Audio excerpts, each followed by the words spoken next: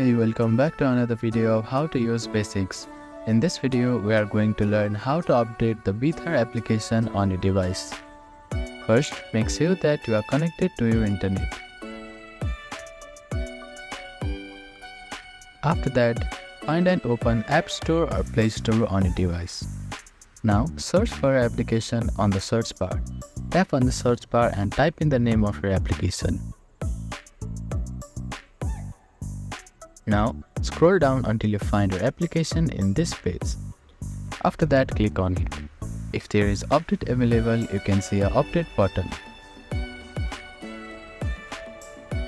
Simply tap the update button next to the Bither, and the update will be downloading.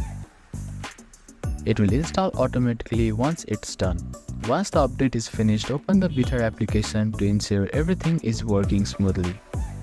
And that is how you can update the Bither application on your device. Thank you for watching this video. Please do not forget to like, share and subscribe to our channel, and comment down if you have any queries.